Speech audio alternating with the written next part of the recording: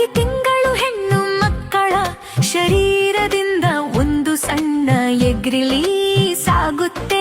ಗಂಡಸು ಮತ್ತು ಹೆಂಗಸು ದೈಹಿಕವಾಗಿ ಸೇರಿದಾಗ ಗಂಡಸಿನ ಶರೀರದಿಂದ ಲಕ್ಷಾಂತರ ಸ್ಪರ್ಗಳು ಬಿಡುಗಡೆಯಾಗುತ್ತವೆ. ಅವೆಲ್ಲವೂ ಆ ಒಂದೇ ಎಗ್ ಅನ್ನು ತಲುಪಲು ಪ್ರಯತ್ನಿಸುತ್ತವೆ. ಆದರೆ ಕೇವಲ ಒಂದೇ ಒಂದು ಸ್ಪರ್ಮ್ ಮಾತ್ರ ಆ ಎಗ್ ನ ಒಳಗೆ ಹೋಗಲು ಸಾಧ್ಯ.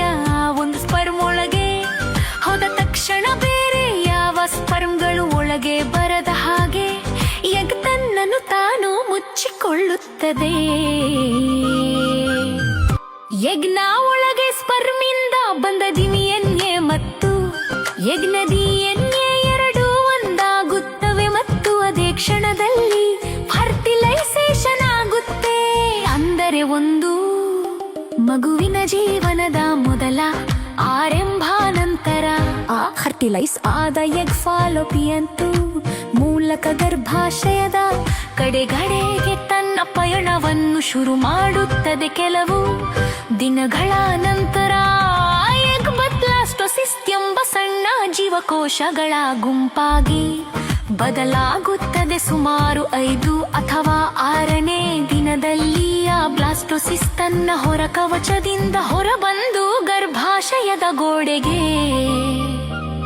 ಅಂಟಿಕೊಳ್ಳುತ್ತದೆ. ಈ ಪ್ರಕ್ರಿಯೆಗೆ ಇಂಪ್ಲಾಂಟೇಶನ್ ಎಂದು ಕರೆಯುತ್ತಾರೆ ಮತ್ತು ಇಲ್ಲಿಂದಲೇ ಮಗುವಿನ ನಿಜವಾದ ಬೆಳವಣಿಗೆ ಶುರುವಾಗುತ್ತದೆ.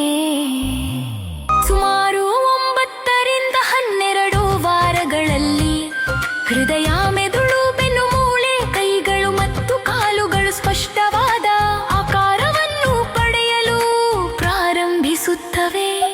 ಒಳಗಿನ ಅಂಗಾಂಗಗಳು ಕೆಲಸ ಮಾಡಲು ಶುರು ಮಾಡುತ್ತವೆ.